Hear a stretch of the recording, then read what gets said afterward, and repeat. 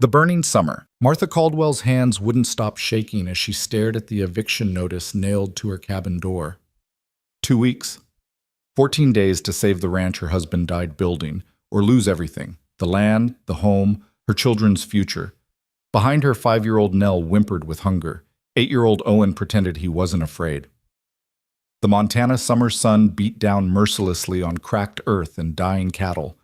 No rain, no help, no hope.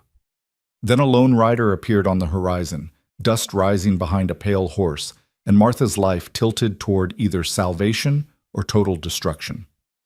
If you're watching from anywhere in the world, drop your city in the comments below. I want to see how far Martha's story travels.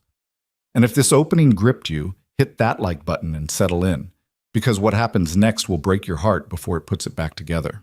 The heat came first, not the comfortable warmth of spring sunshine or the lazy drowse of an August afternoon.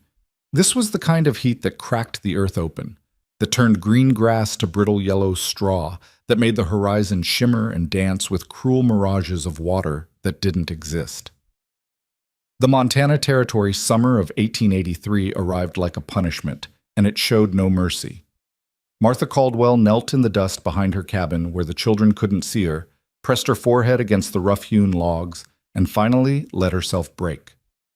Just for a moment. Just long enough to feel the full weight of it. The impossible choice between feeding her children or keeping the roof over their heads, between her husband's memory and their survival, between pride and begging. The wood was hot against her skin, still radiating the day's brutal heat, even though the sun had started its descent toward the distant mountains. Inside, she could hear Nell singing softly to her corn-husk doll, that made-up song about bluebirds and summer rain. The child's voice was thin, weakened by too many meals of nothing but hard biscuits and creek water. Owen was splitting kindling. She could hear the steady thunk of the hatchet, could picture his small face set in grim determination, trying so hard to be the man of the house at 8 years old. 8 years old. The same age Thomas had been when his own father died. Martha pressed harder against the wood, welcoming the burn, the pain that was at least something she could control. She'd cried herself empty 3 months ago when they'd buried Thomas beside the creek, his body broken from the fall that shouldn't have killed him. A simple accident, his horse spooked by a rattlesnake, a thrown shoe, rough ground. He'd hit his head on a rock, and just like that, 15 years of marriage ended in a grave marked by river stones and wildflowers that had long since wilted in the heat. The ranch had been struggling even before that. 2 years of below-average rainfall, cattle prices dropping, and Thomas's stubborn refusal to borrow money from anyone, especially not from men like Silas Crow. But after the funeral, after the neighbors stopped bringing food and the condolences faded into uncomfortable silence, the reality had settled over Martha like a burial shroud. The well was dropping, the cattle were thin, the garden had burned to nothing despite her daily efforts with precious water. And the mortgage Thomas had taken out 5 years ago to expand the herd, the one he'd sworn he could pay off within 3 years, that debt had somehow transferred to Silas Crow's ledger. She didn't understand how. Thomas had borrowed from the Territorial Bank, not from Crow's private loan operation. But when she'd ridden into town 2 weeks after the funeral to inquire about payment arrangements, she'd been directed to Crow's office above the Mercantile. There, in a room that smelled of cigars and leather and something rotten underneath, Crow had shown her the paperwork. The bank had sold the debt. It was all legal, he'd assured her with a smile that never touched his eyes, all proper and recorded. The amount on the paper had stolen her breath, nearly double what Thomas had said they owed. Interest, Crow had explained, his thick fingers drumming on the mahogany desk, accumulates faster than folks realize. Your late husband, God rest him, was a proud man. Didn't like discussing his business troubles. But numbers don't lie, Mrs. Caldwell. She'd tried to negotiate, tried to explain that she just needed time, that she could make payments if he'd just extend the terms. She had cattle, not many, but some. She could sell them, could work, could find a way. Crow had leaned back in his chair, regarding her with the expression of a man examining livestock at auction. I'm a reasonable businessman, Mrs. Caldwell. I'll give you 60 days from your husband's death to settle the debt in full. That's more generous than most would offer a woman in your circumstances. 60 days. As of yesterday, she had 14 left. Martha pushed away from the cabin wall, swiped roughly at her face, and straightened her spine. She'd allowed herself this moment of weakness, this brief surrender to despair. Now she had to be strong again. Had to figure out what came next. She walked around to the front of the cabin, squinting against the lowering sun. The ranch spread before her in all its sun-scorched misery. The sagging barn that needed new shingles, the corral fence with 3 posts leaning at dangerous angles, the chicken coop she'd tried to repair with scrap wood and hope. Beyond that, the pasture where 24 cattle grazed on grass so sparse you could count the blades. Thomas had once run 60 head on this land. Now she'd be lucky to get enough for the remaining animals to cover a month's worth of food. The creek still ran, though barely. A thin silver thread winding through the property, fed by snowmelt from mountains that seemed impossibly distant in the heat haze. It was the creek that had made Thomas fall in love with this land 7 years ago, when they'd left Ohio seeking a fresh start in the territories. Good water, good grass, room to grow, he'd said, his eyes bright with dreams. We'll build something here, Martha, something that lasts. She'd believed him. She'd believed in him, in the dream, in the idea that hard work and determination could conquer anything. The sun caught something on the cabin door, and Martha's stomach clenched. The notice. She'd torn it down this morning, crumpled it in her fist, thrown it in the stove, but she couldn't burn away the words, couldn't erase the deadline. Final notice. Payment in full required. Failure to comply will result in seizure of property and assets. Mama? She turned to find Owen standing in the doorway, the hatchet still in his hand, his face streaked with dirt and sweat. He looked so much like Thomas, the same dark hair that wouldn't lie flat, the same serious brown eyes, the same stubborn set to his jaw. But where Thomas had carried confidence, Owen carried fear poorly disguised as bravado. What is it, sweetheart? We're almost out of kindling, and I think maybe we shouldn't use so much wood, for cooking, I mean. He ducked his head, embarrassed. It's hot anyway. We don't need hot food. Martha's heart cracked a little more. 8 years old, and already trying to solve problems that should never touch a child. We'll manage the wood, she said gently. You've done good work today. Why don't you wash up for supper?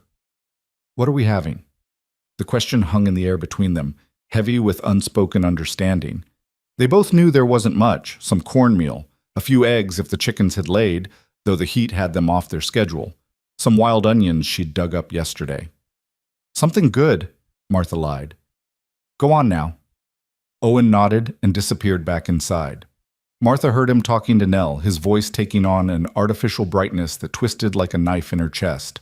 Her children were going hungry, going without, watching their world collapse, and she couldn't stop it. She walked toward the well, needing to check the water level, even though she already knew it would be lower than yesterday. The bucket came up half full, the water cloudy with sediment. She stood there holding the rope, staring down into the darkness below, and let herself imagine for just a moment what it would be like to give up, to walk away, to take the children and leave, find work in town, let Crow have the land and the debt and the memories. But where would they go? She had no family, no connections. Thomas had been an orphan, raised by an uncle who died before they married. Her own parents had disowned her when she'd chosen Thomas over the banker's son they'd selected for her. This ranch, this failing piece of Montana earth, was all they had. A sound drifted across the prairie, hoofbeats, distant but drawing closer. Martha's hand went instinctively to the rifle propped beside the well.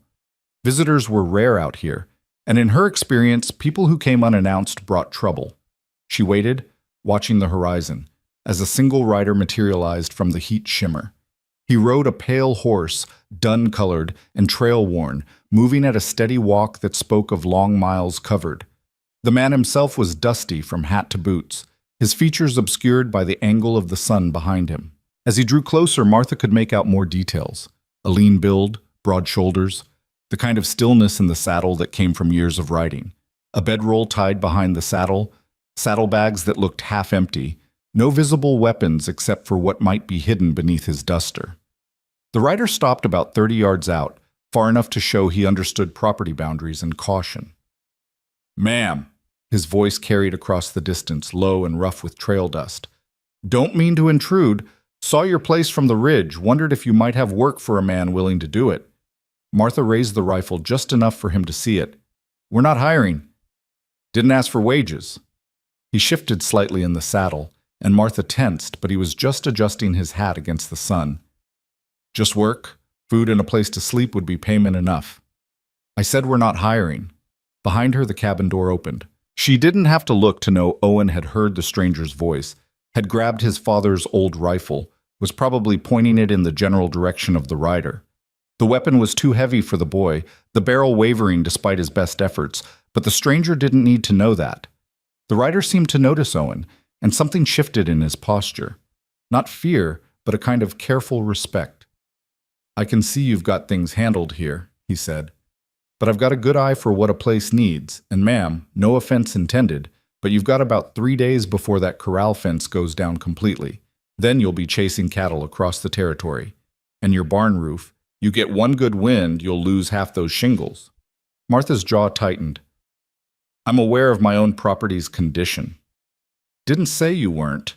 He paused, and Martha thought she could see something like understanding in his shadowed face. But awareness and hands to fix it are different things. I've got the hands. I'm good with wood, good with animals, know my way around a ranch. Could have those repairs done in a few days. All I'm asking for is meals and maybe a corner of that barn to sleep in. Why? The question came out sharper than she intended. Why would you work for nothing? The rider was quiet for a long moment. When he spoke again, his voice had dropped, become something more honest. Because I've been on the other side of it. The barely holding on side. The one more bad day from losing everything side. And back then, someone helped me when they didn't have to. I'm just passing that forward. Martha wanted to refuse, and every instinct screamed that letting a stranger onto her property, around her children, was dangerous. She knew nothing about this man, where he came from, what he was running from, what he might want beyond the work he offered. But she also knew he was right about the fence, right about the barn, right about her inability to fix everything that was breaking faster than she could patch it together. You got a name? She asked. Cole Ryder. I'm Martha Caldwell. That's my son Owen behind me and my daughter Nell inside. I won't have cursing around my children, I won't have drinking, and if I find you've touched anything that's not yours or acted in any way that makes me uncomfortable, you'll leave immediately. Understood? Yes, ma'am. Martha lowered the rifle slightly. Barn's through there. Find yourself a spot that's not full of hay or tools. Supper's in an hour. If you're still here then, you can eat with us. After that, we'll talk about what work needs doing. Cole Ryder touched the brim of his hat in acknowledgement and guided his horse toward the barn. Martha watched him go, her finger still resting near the rifle's trigger, her mind already questioning the decision. Owen came to stand beside her, his own rifle finally lowered. Mama, is that safe? Letting him stay? I don't know, baby. She put her arm around her son's thin shoulders. But safe's a luxury we might not be able to afford right now. They stood together, watching as Cole dismounted and began unsaddling his horse with the easy competence of a man who'd done it 10,000 times. The pale horse shook itself, dust rising in a cloud, and Martha thought she saw Cole run a gentle hand down its neck, speaking words too quiet to hear. Inside the cabin, Nell started singing again, that same made-up song about bluebirds. Martha closed her eyes and prayed she hadn't just invited disaster onto her failing ranch. But prayer felt thin these days, stretched too tight over too much need. The sun continued its descent, painting the sky in shades of orange and red that reminded Martha of fire. The heat refused to break, and somewhere in town, Silas Crow sat in his office above the mercantile, counting down the days until he could claim one more piece of Montana territory for his growing empire. Martha had 14 days left. She had 2 children, a dying ranch, and now a stranger in her barn who'd offered to work for nothing but food and shelter. It wasn't enough. It couldn't possibly be enough. But it was something, and these days something was all she had to hold on to. She turned toward the cabin, pulling Owen with her. Come on, let's see about supper. As they walked, she didn't look back at the barn. Didn't let herself wonder too hard about Cole Ryder or his reasons for stopping here. Wondering was another luxury she couldn't afford. But that night, after she'd served a meal of cornmeal mush and fried eggs that didn't go far enough between 4 people, after she'd watched Cole eat in careful silence at the far end of the table, after she'd put the children to bed and stood in the doorway of her cabin looking out at the darkening prairie. That night, Martha Caldwell allowed herself the smallest flicker of something that might have been hope. It died quickly, smothered by practicality and experience, but for a moment it had been there. And in the barn, Cole Ryder lay in the hayloft with his saddle for a pillow, staring up through the gaps in the roof where stars showed through, and wondered if he'd finally found the place where running could stop. The heat held through the night, thick and oppressive. Tomorrow would bring more sun, more thirst, more slow deterioration of everything Martha was fighting to keep. But tomorrow would also bring work, repairs, the sound of a hammer and the smell of fresh-cut wood. Tomorrow would bring the beginning of something neither of them could see yet, a collision course between a widow fighting for survival, a drifter seeking redemption, and a powerful man who'd built his empire on the suffering of others. The burning summer had only just begun. The first sound Martha heard the next morning was the rhythmic strike of hammer against nail, steady and sure as a heartbeat. She woke disoriented, momentarily forgetting why that sound felt wrong, then remembered. The stranger. Cole Ryder. She'd let him stay. Dawn light filtered through the cabin's single window, pale and already promising heat. Martha rose quickly, her body protesting the thin mattress and too many nights of restless sleep. Through the wavy glass, she could see Cole already at work on the corral fence, his shirt sleeves rolled up, his movements efficient and practiced. He'd started without asking, without waiting for direction or permission. Martha wasn't sure if that irritated her or relieved her. She dressed quickly, splashed water on her face from the basin, and braided her hair with fingers that knew the pattern by memory. In the other room, the children still slept.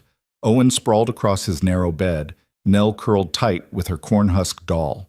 Martha let them rest. There'd be time enough for them to wake to another day of heat and hunger. Outside, the morning air already carried the promise of scorching temperatures.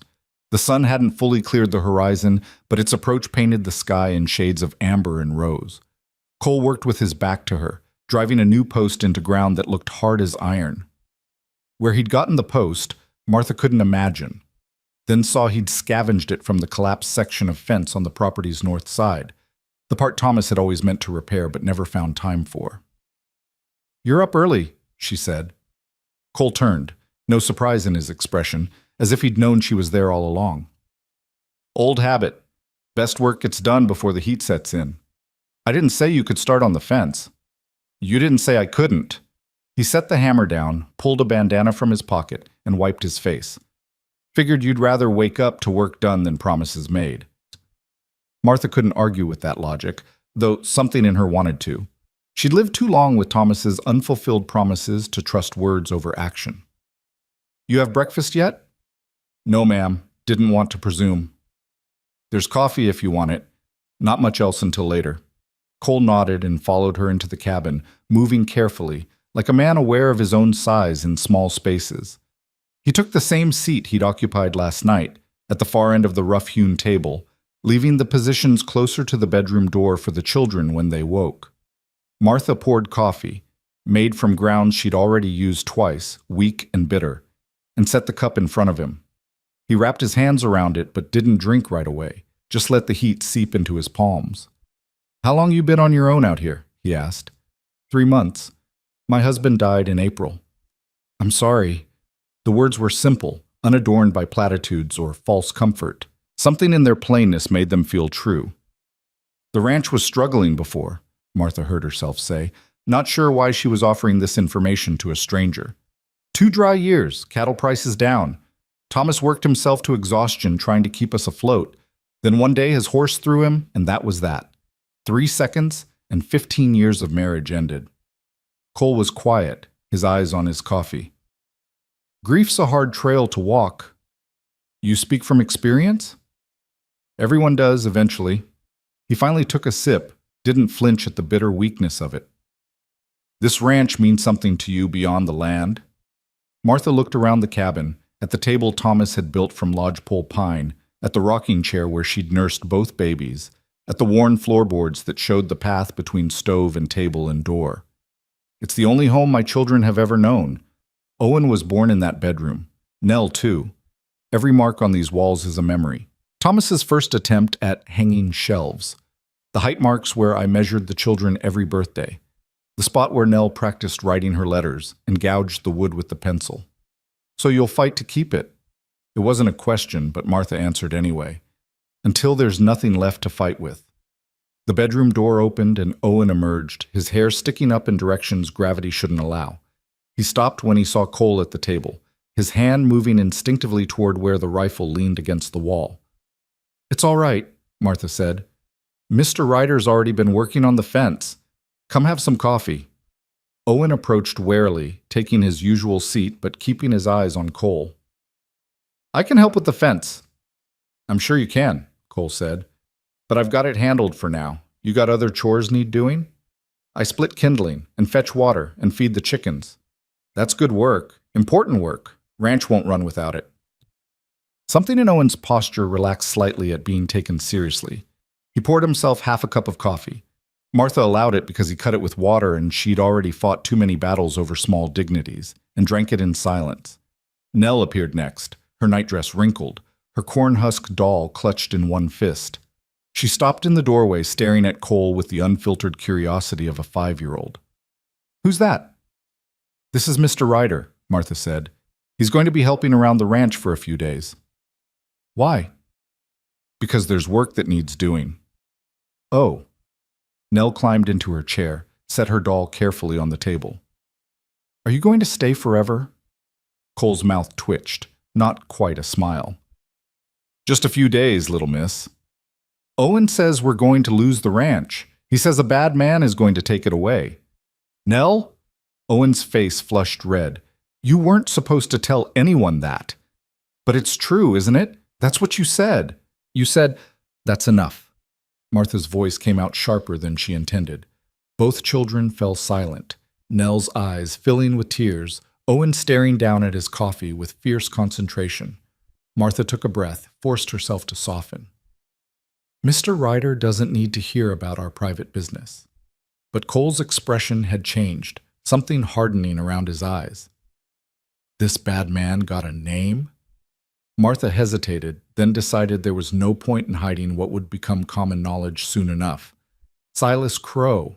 He holds the mortgage on this place, says we owe more than we can pay, and he's given me 14 days, 13 now to settle the debt, or he takes everything." "Crow." Cole said the name like he was tasting something rotten. "Big man?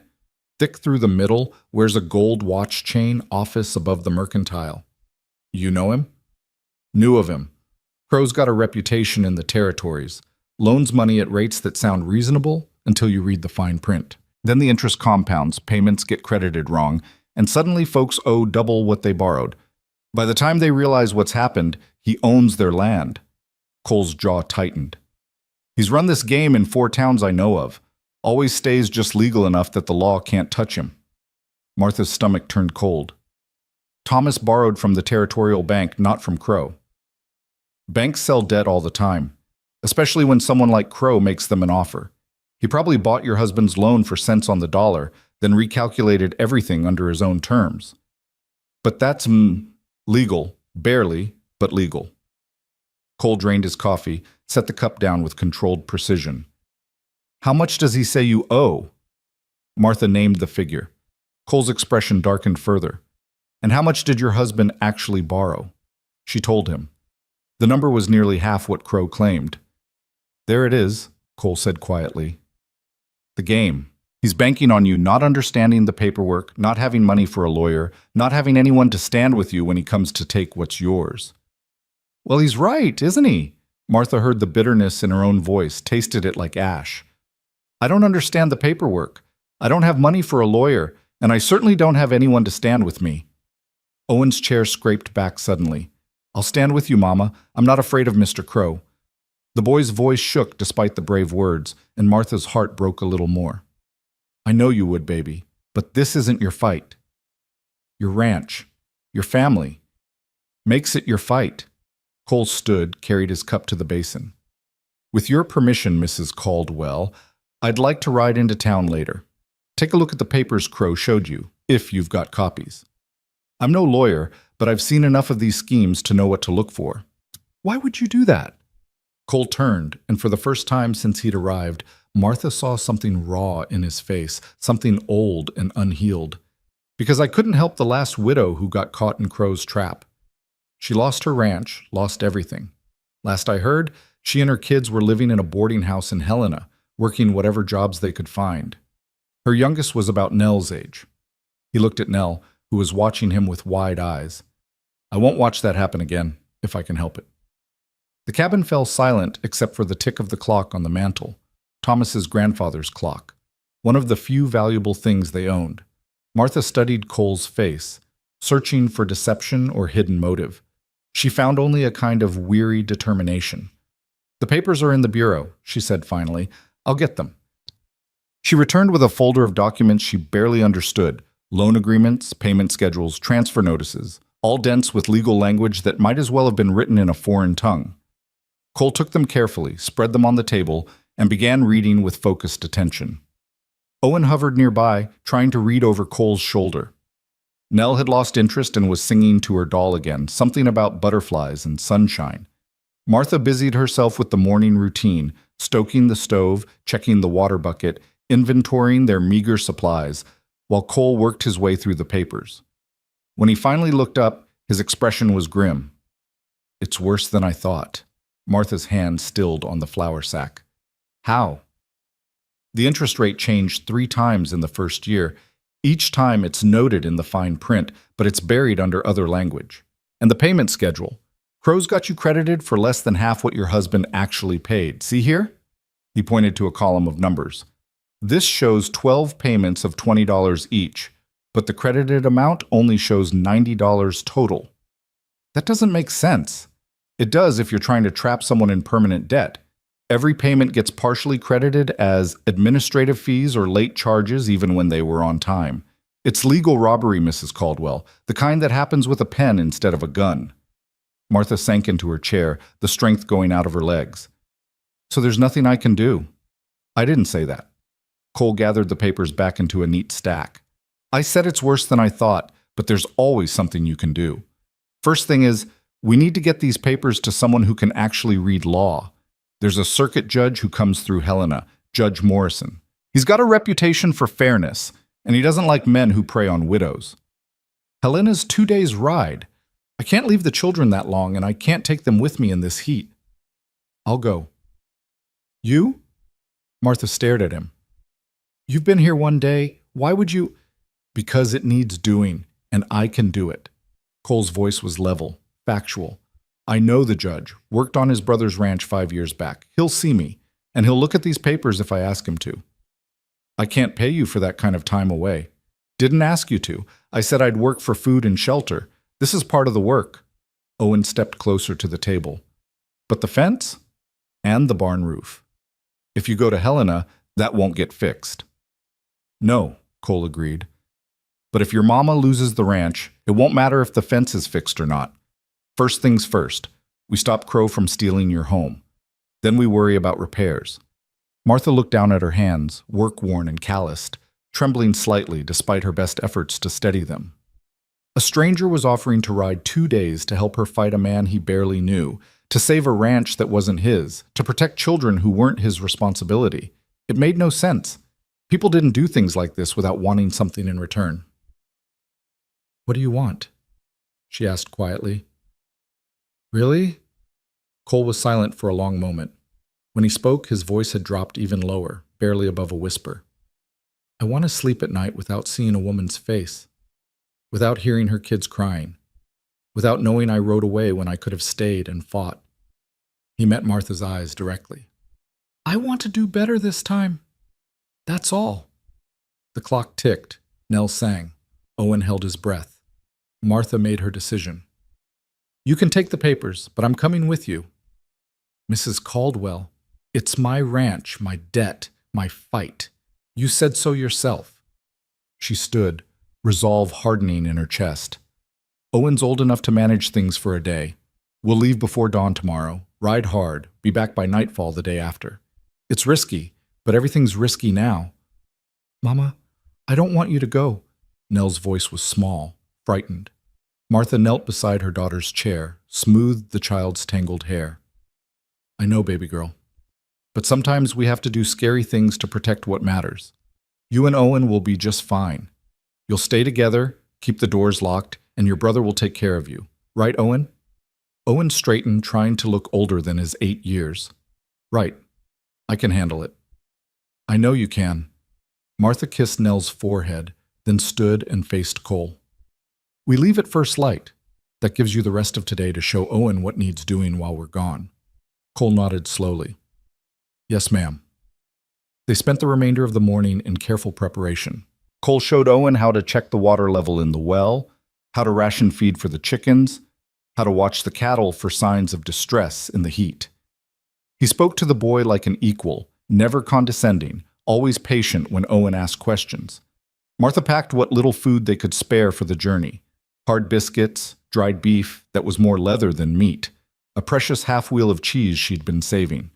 She filled canteens with well water, checked the saddle on her mare, and tried not to think about all the ways this could go wrong. By midday, the heat had become oppressive. Cole worked through it anyway, reinforcing the corral fence with a determination that spoke of promises made to himself. Martha watched him from the cabin window while she mended Owen's spare shirt, watched the way he moved, economical, purposeful, never wasting energy on unnecessary flourishes. Mama? Nell appeared at her elbow, doll in hand.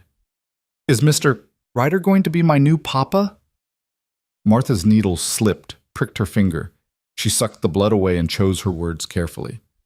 No, baby, Mr. Ryder is just helping us for a little while.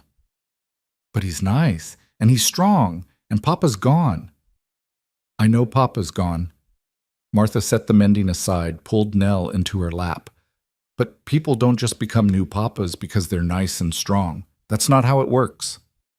How does it work? How did it work?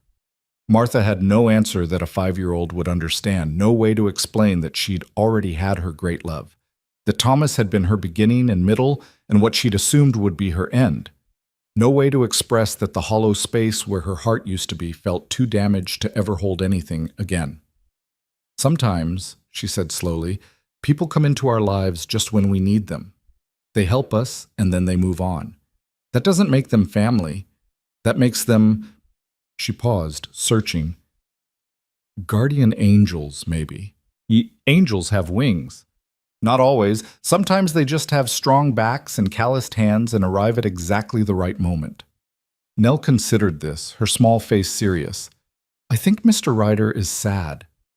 Why do you think that? His eyes. They look like Owen's eyes after Papa died, like there's crying inside but it can't get out. Children saw too much sometimes.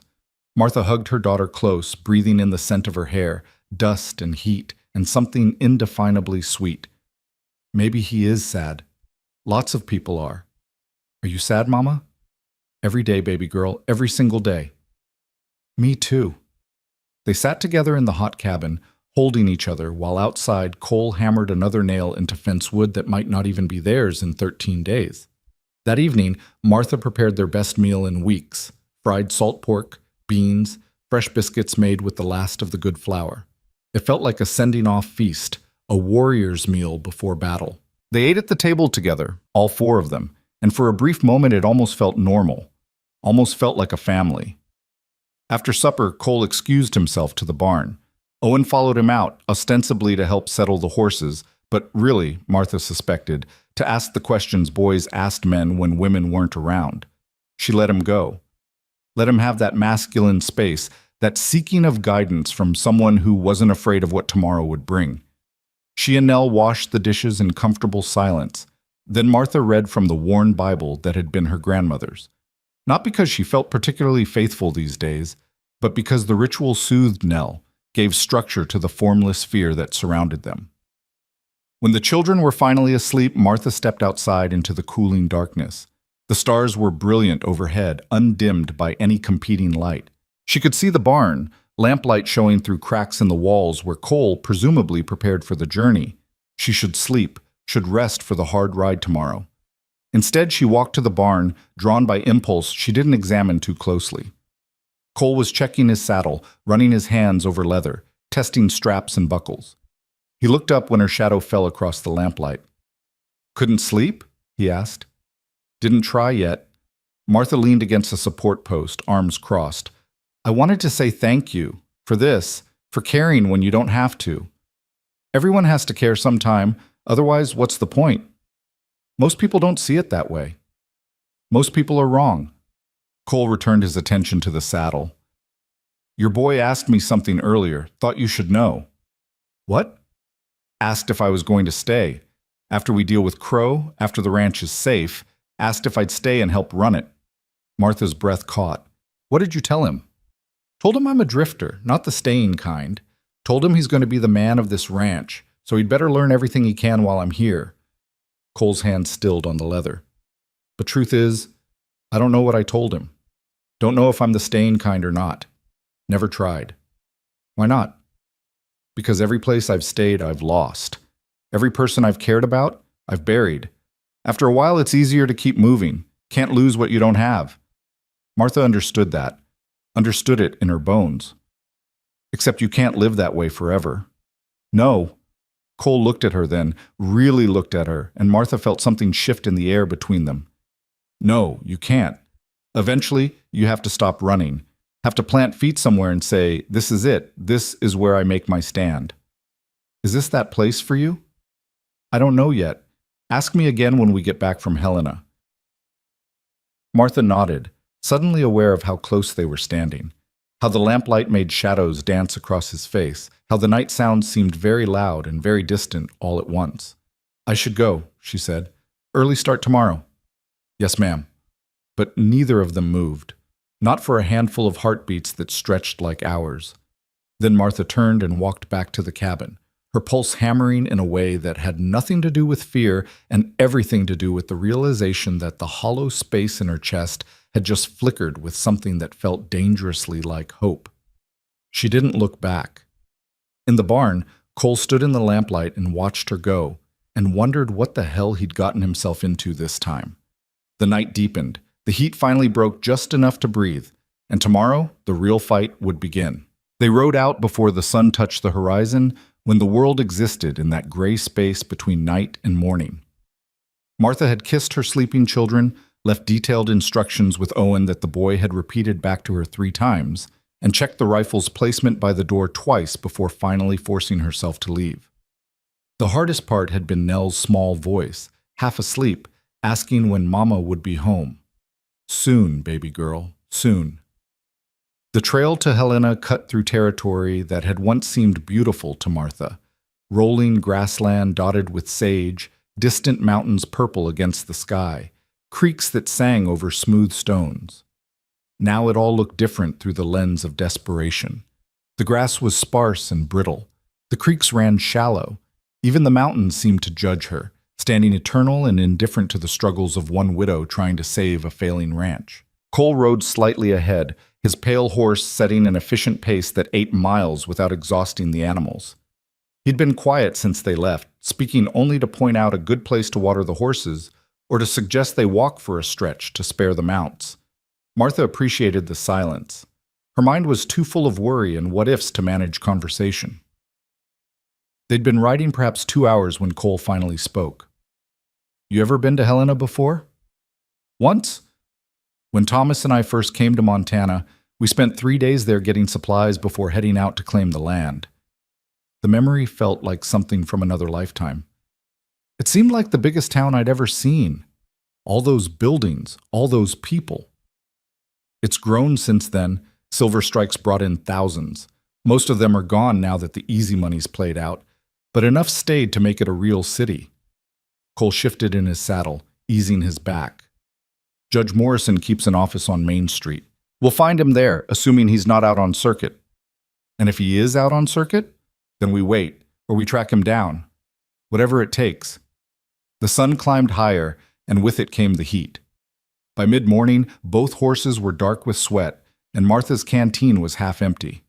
They stopped at a creek to rest and water the animals, and Martha found a spot in the shade of a cottonwood while Cole tended to the horses with the same careful attention he gave everything. You're good with animals, she observed. Learned early. My father bred horses back in Missouri. Before... He stopped, jaw tightening. Before things went bad. Martha waited, recognizing the shape of old pain when she saw it. Cole was quiet for a long moment, his hand running along his horse's neck in steady strokes. I was 16 when they came. Men like Crow, though they had a different name, said my father owed money he didn't have, showed papers that didn't match what he'd borrowed. By the time we figured out the game, it was too late. They took the farm, the horses, everything. My mother died that winter, just gave up, I think, and my father followed her 6 months later. Drank himself to death in a boarding house that smelled like piss and failure. Colt, I'm so sorry. Don't be. It was 20 years ago. I've made my peace with it. But his hands were tight on the reins, and Martha knew he was lying. You didn't make peace with that kind of loss. You just learned to carry it. They mounted again and continued riding. The trail wound through increasingly rough country, past abandoned homesteads where hope had died before the dreams could take root. Martha saw them, the collapsed roofs, the empty corrals, the wells that had run dry.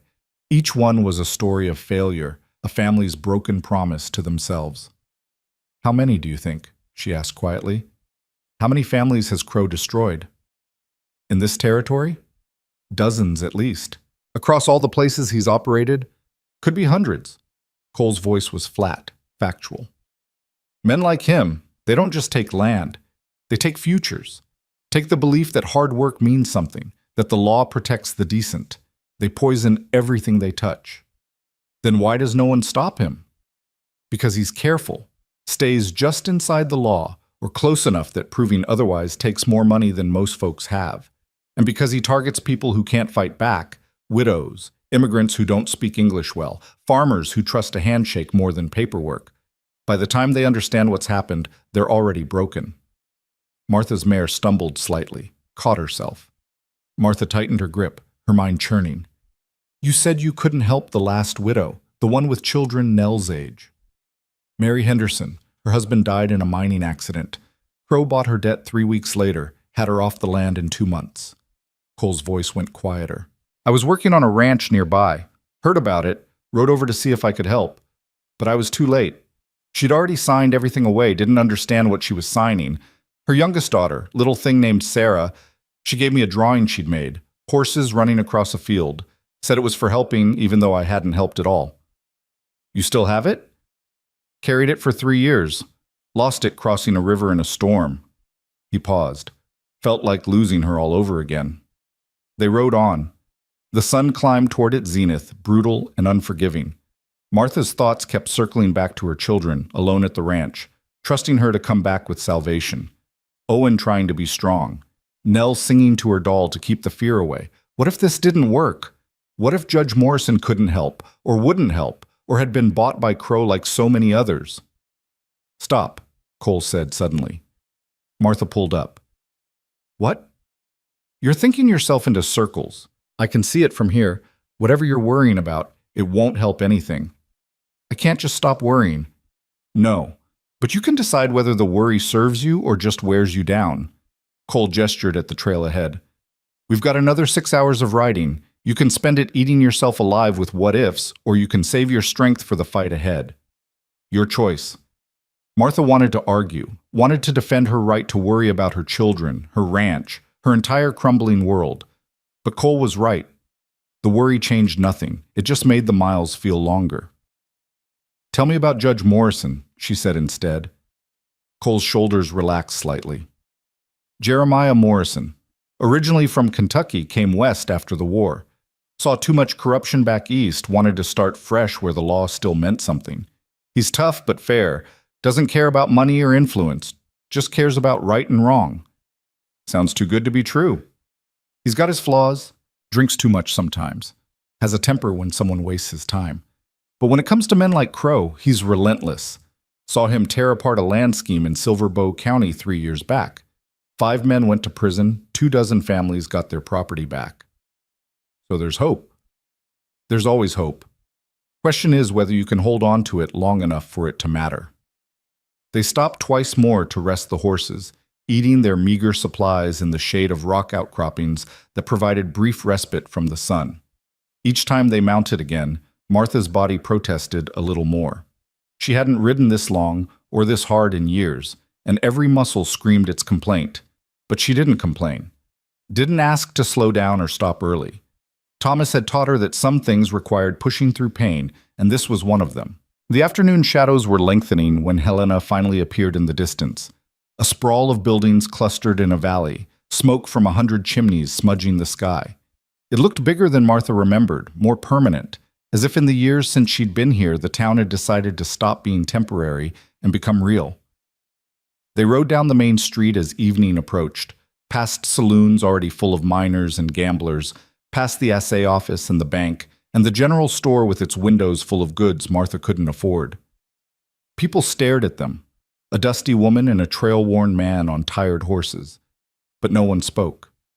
In a town like Helena, strangers were too common to merit conversation. Cole led them to a modest hotel on a side street, helped Martha dismount, and handed coins to a boy to stable their horses.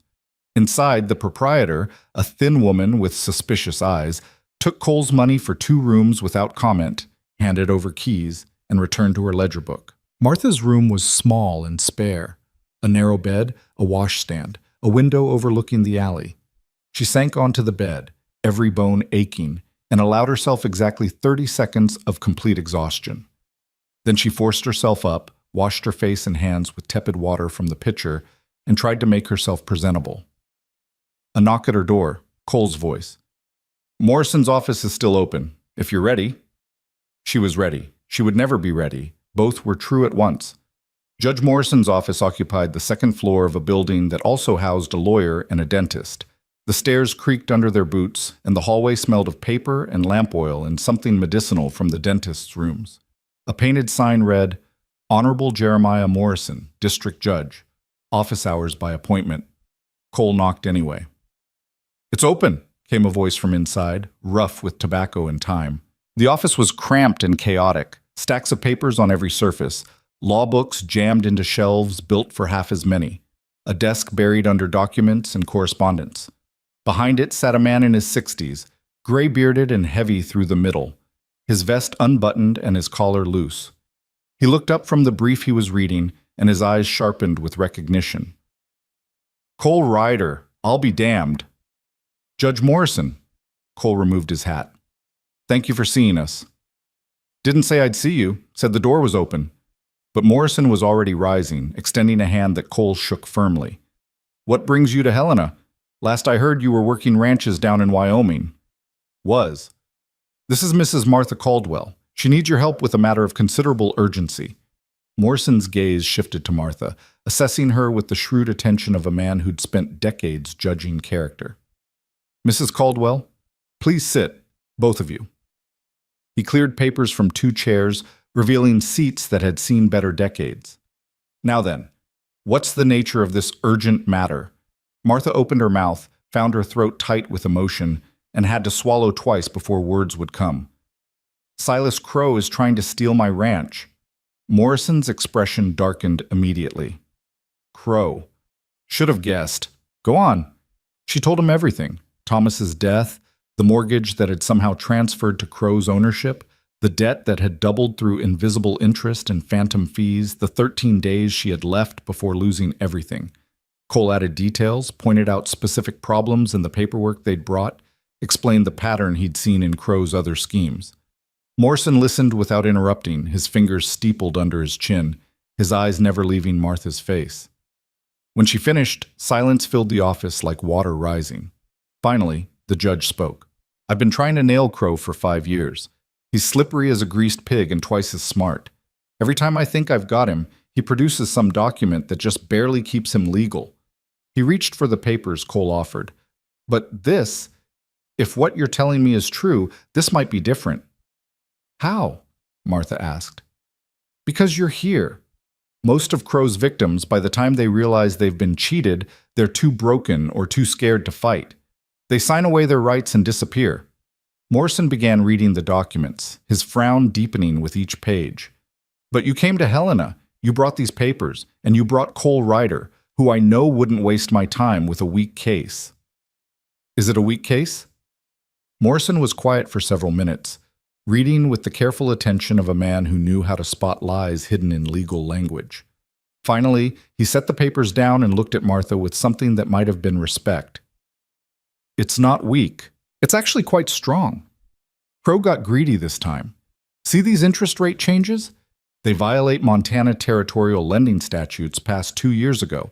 And these administrative fees, they exceed the legal maximum by almost double. He's been getting away with this because no one knew to look for these specific violations. Morrison leaned back in his chair, which protested with a groan. The question is, what do you want me to do about it? Stop him, Martha said simply. Stop him from taking my home. I can do better than that. I can take him down entirely, if you're willing to help. Martha exchanged a glance with Cole, who gave her a slight nod. What do you need? I need you to go to Crow's office tomorrow. Tell him you want to negotiate, that you might be able to pay something toward the debt.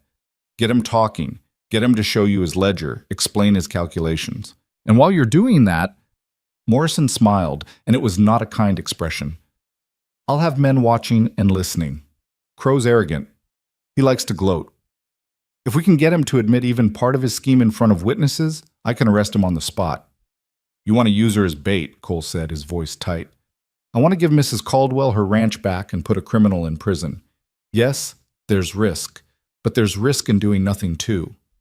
Martha's heart hammered against her ribs. The thought of facing Crow alone, of deliberately walking into his office and pretending to negotiate while trying to trap him, it terrified her. But the alternative was worse. The alternative was going home empty-handed, watching the days count down, explaining to her children that she'd been too afraid to fight. I'll do it, she said. Martha, Cole started. I'll do it, she repeated, stronger this time. When and where? Morrison pulled out a pocket watch, checked the time. Tomorrow morning, 10 o'clock. His office above the Mercantile on Wallace Street. I'll have Deputy Marshal's position nearby, close enough to intervene if things go wrong. You go in, you talk to him, you get him talking about the debt. If he admits to anything illegal, we move in. If he doesn't, well, we'll have tried. And what happens to my ranch in the meantime? I've got less than 2 weeks left. I'll file an emergency injunction tonight. It'll freeze any action on the property until this matter is resolved. Crow won't be able to touch your land while there's an active investigation. Morrison started gathering papers, his movements suddenly energized. This is good, Mrs. Caldwell. This is the break I've been waiting for. They left the office as full darkness settled over Helena. The streets had come alive with evening activity, music spilling from saloons, laughter, and cursing in equal measure, the rattle of wagons and the clop of hooves on packed dirt. Martha walked beside Cole in silence, her mind spinning with what she'd just agreed to. You don't have to do this, Cole said when they reached the hotel. Morrison's plan is solid, but it puts you in danger. Everything puts me in danger right now. At least this way I'm fighting back instead of just enduring. They stopped at the base of the stairs leading to the rooms. The hotel's common room buzzed with conversation, but here in the stairwell, it was almost quiet. Your husband, Cole said carefully. He would have been proud of you, the way you're fighting for what's his, what's yours. Thomas never would have gotten us into this position in the first place. He was too careful, too smart. The words came out bitter, and Martha immediately regretted them. I'm sorry. That's not fair to his memory. Grief isn't fair, neither is survival. Cole leaned against the wall, his face half in shadow. You're doing the best you can with what you were given. That's all anyone can do. Martha looked up at him. This stranger who'd ridden into her life less than 3 days ago and was now standing with her in a Helena hotel, preparing to help her face down the man who wanted to destroy her. Why are you really doing this, Cole? The truth this time. I told you the truth. I want to do better than I did before. That's part of it, but not all. He was quiet for a long moment, his eyes distant. My father used to say that a man's life is measured by the moments he chooses to stand rather than walk away. He said most of those moments are small, helping a neighbor fix a fence, speaking up when someone's being cheated, staying when leaving would be easier. But they add up. They become who you are. Cole's jaw tightened. I've walked away from too many moments. Maybe this is me trying to become someone worth being. Something in Martha's chest loosened just slightly. You already are, you know, worth being. I'm not sure I believe that, but I appreciate you saying it. They stood there in the stairwell, the noise of the hotel washing around them like a river around stones, and Martha realized with sudden clarity that she trusted this man. Trusted him in a way she hadn't trusted anyone since Thomas died. Maybe not even Thomas, toward the end, when he'd hidden the depth of their financial trouble to spare her worry. "Thank you," she said quietly, "for all of it. The fence, the papers, bringing me here. I couldn't have done any of this alone." "You would have found a way. You're stronger than you think." "I don't feel strong." "The strongest people never do." Cole straightened, settling his hat back on his head. "Get some rest. Tomorrow's going to be harder than the ride here." Martha nodded and climbed the stairs to her room. Inside, she undressed to her shift, lay down on the narrow bed and tried to sleep. But her mind kept circling back to tomorrow, to Crow's office, to all the ways this could go wrong. Somewhere in the building, a woman laughed. Somewhere closer, someone coughed. The sounds of human life, chaotic and messy and somehow comforting. Martha closed her eyes and thought of her children, alone at the ranch. Owen keeping watch with his father's rifle. Nell singing to her doll to keep the darkness at bay. She would do this, would walk into Crow's office and face him with whatever courage she could summon. Would get him talking, get him to reveal himself. Would fight for her home and her children's future with everything she had. And if it went wrong, if Crow saw through the trap, if the deputies weren't fast enough, well, at least she would have fought. At least she wouldn't have gone gentle into the theft of everything she loved. Sleep came eventually, thin and troubled, full of dreams about burning ranches and children crying, and a man with cold eyes counting money while families starved. Martha woke before dawn, her body aching from the previous day's ride and the unfamiliar bed. She dressed in her best dress, the dark blue one she'd worn to Thomas's funeral, now faded and tight in places where grief had changed her shape. She pinned up her hair with shaking hands, trying 3 times before getting it right. Cole was waiting in the hotel's dining room, 2 cups of coffee and some bread on the table. He stood when she entered, his face grave. "Sleep at all?" he asked. "Some. You?" "Enough." He gestured to the chair across from him. "Eat something. You'll need your strength." The bread was hard and the coffee was bitter, but Martha forced both down. Her stomach churned with nerves, but she knew Cole was right. Whatever happened in the next few hours, she needed to be sharp, focused. They walked to Crow's office through streets still waking up, past shopkeepers opening shutters and sweeping stoops. The Mercantile stood on Wallace Street, a 3-story brick building that dominated the block. Martha had been here before, that terrible day when she'd first learned the true size of her debt. The memory made her steps falter. Cole touched her elbow lightly. "You can still back out. No shame in it." "Yes, there is. If I back out now, I'll never forgive myself." Martha straightened her spine, lifted her chin. "I'm ready. Remember what Morrison said. Get him talking. Don't push too hard, just let him enjoy explaining how clever he is. Men like Crow, they can't resist showing off."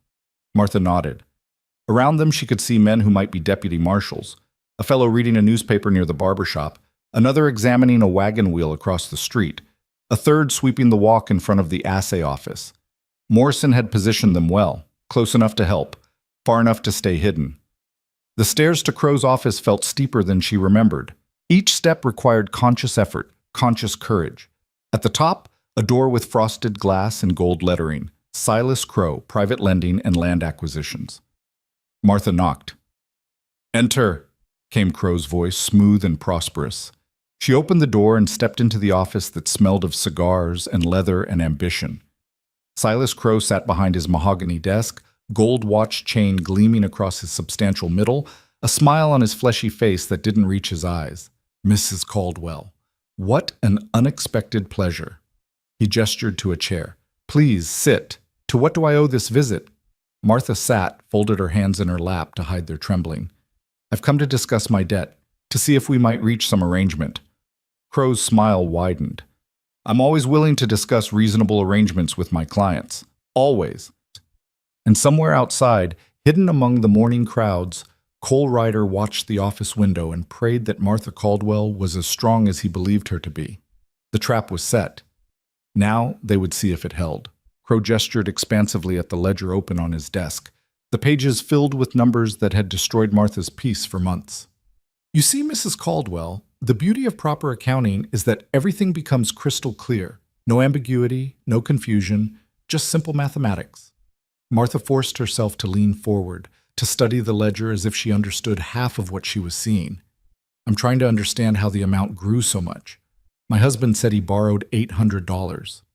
Your late husband, bless him, borrowed $800 initially, yes, but he failed to grasp the compounding nature of interest, particularly when payments are missed or incomplete. Crow's thick finger traced down a column of figures. See here? July of last year, payment was 10 days late. That triggered a penalty rate increase from 8% to 12%. Then in September, another late payment. Rate went to 15%. But Thomas was never late with payments. He kept meticulous records. Did he? Crow's smile never wavered. Because my records show something quite different, and my records, Mrs. Caldwell, are legally binding. They've been notarized, filed with the territorial office, backed by witnesses. Martha's hands clenched in her lap. Witnesses who work for you. Witnesses who are upstanding members of this community. Crow leaned back in his chair, his voice taking on a paternal tone that made Martha's skin crawl. I understand this is difficult to accept. Grief clouds judgment, but the numbers don't lie, my dear. Your husband was in over his head long before his unfortunate accident. If anything, I showed remarkable patience in waiting 3 months after his death to pursue collection. How generous of you. The sarcasm slipped out before Martha could stop it. Crow's eyes narrowed slightly, though his smile remained fixed. I am generous, actually. More generous than most in my position would be, which is why I'm willing to entertain this conversation at all. He closed the ledger with deliberate care. Now, you mentioned seeking an arrangement. What did you have in mind? This was it, the moment Judge Morrison had coached her for. Get him talking, get him confident, get him to reveal the scheme in his own words. Martha took a careful breath. I have some cattle left. Not many, but they'd bring in something. And I could sell personal items, furniture, tools. If I could get an extension, maybe 6 months, I could raise enough to make a substantial payment. 6 months. Crow shook his head sadly. Mrs. Caldwell, in 6 months, the interest alone will add another $200 to your debt. You'd be running backwards, getting deeper rather than climbing out. Then what do you suggest? Well, there is one option. Crow pulled a different set of papers from his desk drawer. You could sign over the property to me now, settle the debt entirely, and I would allow you and your children to remain on the land as tenants. You'd pay a very reasonable monthly rent, say $40, and you'd be free of this crushing burden. No more sleepless nights worrying about payments and deadlines. Martha stared at the papers, her heart pounding. You want me to give you my ranch and then pay you rent to live in my own home? Technically, it would be my home at that point, but yes, essentially. Crow's voice was honey smooth, reasonable. Think of it as a fresh start. You'd have security, stability. Your children would have a roof over their heads, and you'd be free of debt. Free of everything my husband worked for, everything he died building. Sentiment won't feed your children, Mrs. Caldwell. Crow's tone hardened slightly. I'm offering you a lifeline here. Most people in your situation end up with nothing. At least this way, you keep your home, even if you don't own it. For how long? Until you decide the rent should be $60? $80? Until one missed payment and you throw us out anyway. Crow's smile finally faltered. I don't appreciate the implication that I would act dishonorably. And I don't appreciate being robbed in broad daylight with a smile and a handshake. Martha stood, anger overriding fear. My husband paid you faithfully for 5 years, every payment on time, every dollar accounted for. But somehow your ledger shows something different. How does that work, Mr. Crow? How do honest payments disappear? Sit down, Mrs. Caldwell. The paternal tone was gone, replaced by something cold and hard. You're upset, I understand, but you're also making serious accusations that could land you in legal trouble. I'm already in legal trouble. You made sure of that. Crow stood as well, his bulk making the office feel smaller. Let me explain something to you. I bought your husband's debt legally. I've administered it according to the terms spelled out in legally binding documents.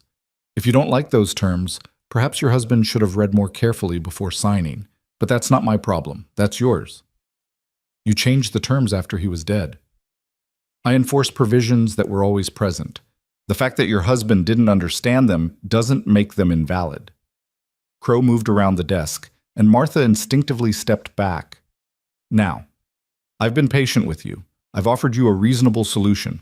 But my patience has limits, Mrs. Caldwell. You have 12 days left. Either you pay the full amount, which we both know you can't, or you sign those papers and accept my generous offer to let you stay as a tenant. Those are your only options. There's always another option, such as, I could fight you. I could take this to a judge, show him your ledger, let him decide if all these convenient fees and rate changes are legal. Crow laughed, a sound like stones grinding together. Please do. I have the best lawyers in the territory on retainer. I have witnesses who will swear to every transaction. I have documents that will stand up to any scrutiny. What do you have? A dead husband's word and your own confusion about basic financial instruments? I have the truth. The truth. Crow's expression turned pitying. Mrs. Caldwell, truth is what can be proven in court. And in court, I will bury you. I will take your ranch, your cattle, your furniture, every stick of wood your children have ever called home. And when I'm done, you'll be lucky if I don't sue you for defamation on top of everything else. Martha's vision blurred with rage and tears she refused to shed. You're destroying families. How many others? How many people have you cheated? I don't cheat. I provide a service, capital for those who need it. If they can't meet their obligations, that's a failure of character, not of my methods. Crow returned to his desk, sat down heavily. Now, I've wasted enough time on this conversation. You have 12 days, Mrs. Caldwell. Use them wisely. And I'd suggest you consider my offer very seriously because it's the best you're going to get. I'd rather burn the ranch to the ground than let you have it. That would be destruction of collateral and would constitute criminal behavior. I wouldn't recommend it. Crow opened his ledger again, dismissing her. Good day, Mrs. Caldwell. See yourself out. Martha stood frozen, her entire body shaking with fury and helplessness. She'd gotten him talking, but had she gotten enough? Had the deputies heard? Would Morrison consider this sufficient evidence? The office door opened behind her. Martha spun, expecting to see deputy marshals, expecting salvation. Instead, 3 men entered, rough-looking characters in dusty trail clothes, gun belts worn low and easy. The kind of men who got paid for violence, not conversation. Mr. Crow, the first one said, touching his hat brim. Thought we heard raised voices. Nothing I can't handle, Dixon. Mrs. Caldwell was just leaving. Dixon stepped aside, but not far, just enough to make it clear that Martha's exit would be observed, controlled. She met his eyes and saw nothing, no sympathy, no interest, just the blank gaze of a man who did what he was paid to do without thought or conscience.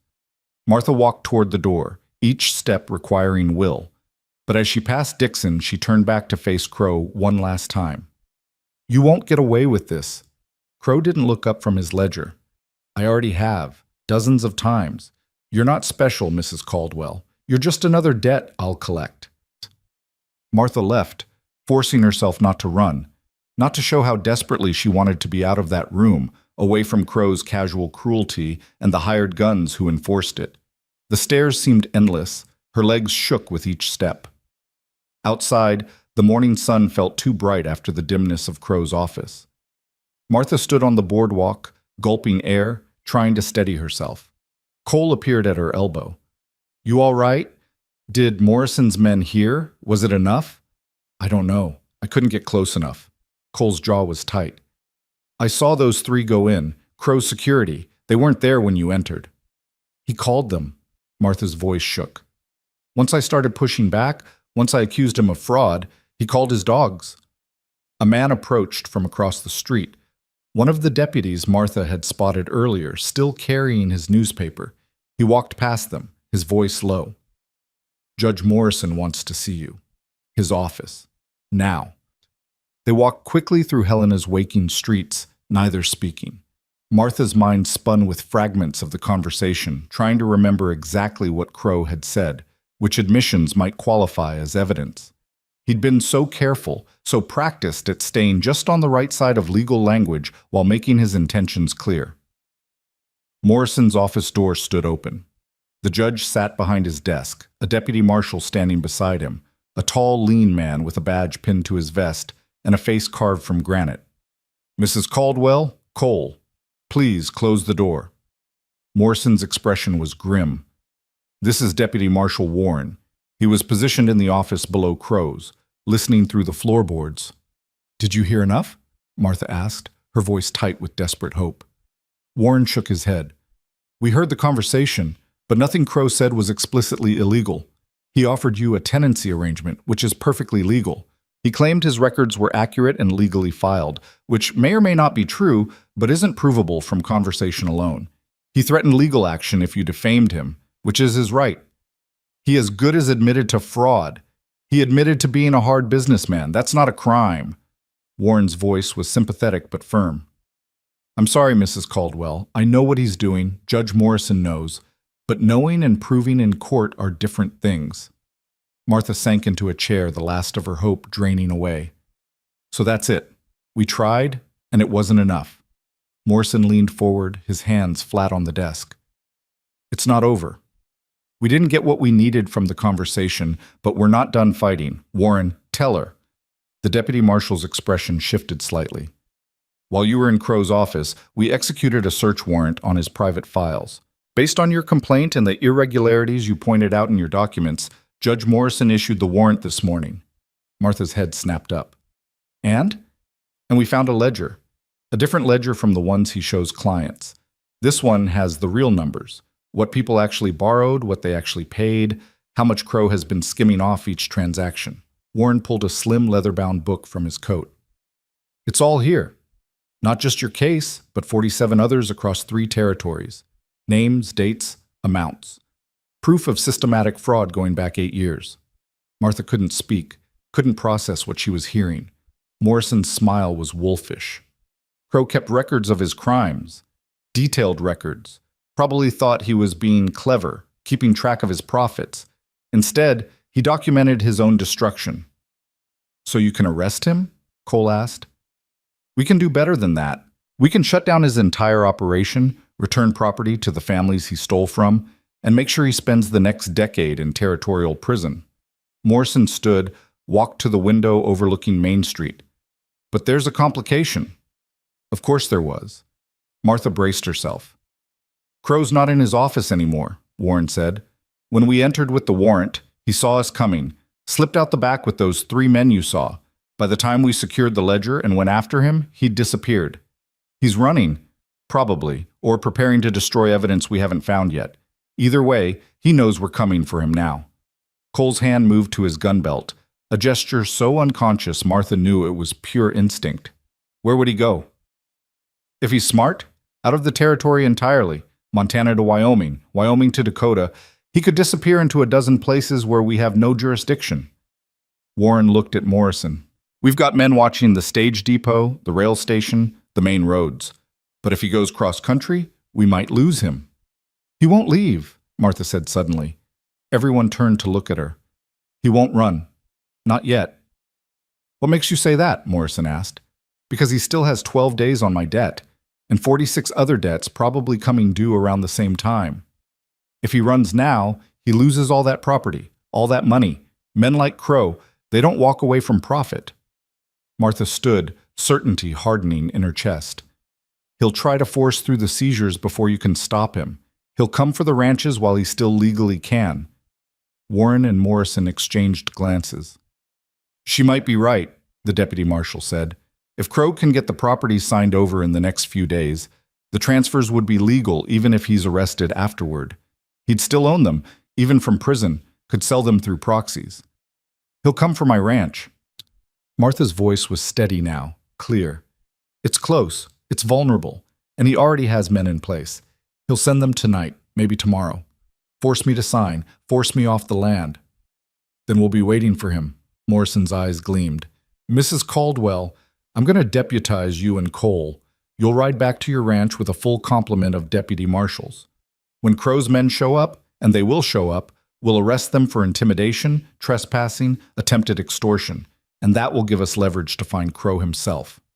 Martha thought of her children, alone at the ranch for 2 days now, thought of Crow's hired guns riding toward them with violence in mind. How soon can we leave? Within the hour. I'll have 6 men ready to ride with you. Good men. Experienced. Morrison pulled out a pocket watch. You should be back at your ranch by tomorrow morning if you push hard. We'll push hard. Cole's voice was flat, final. And when Crow's men come, we'll be ready. They left Morrison's office in a flurry of preparation, gathering supplies, checking weapons, organizing the deputy marshals who would ride with them. Martha barely had time to think, which was probably for the best. If she let herself dwell on what they were riding into, fear might paralyze her. The ride back was brutal. They pushed the horses harder than was wise, stopping only briefly to water the animals and grab moments of rest. The 6 deputy marshals rode in tight formation, 3 ahead, 3 behind, protecting Martha and Cole in the middle. They were professional men, quiet and efficient, checking their weapons with the ease of long practice. Night fell, and they rode on. The moon was 3/4 full, providing enough light to navigate by. Martha swayed in her saddle, exhaustion pulling at her like hands dragging her down. Cole rode beside her, silent and watchful, his hand never far from his rifle.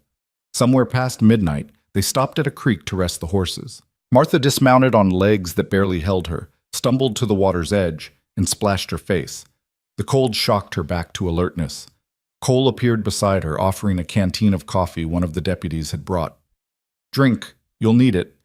Martha drank, the bitter liquid burning down her throat. How much farther? 4 hours, maybe 5. We'll be there before dawn. And then? Then we wait. Make the ranch look normal, like nothing's changed.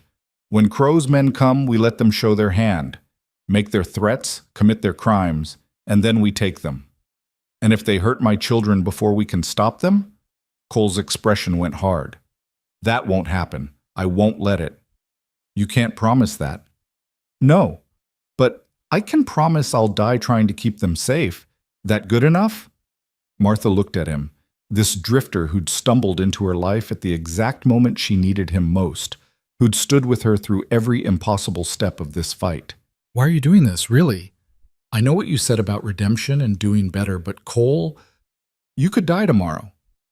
For a ranch that's not yours and children you barely know. Why?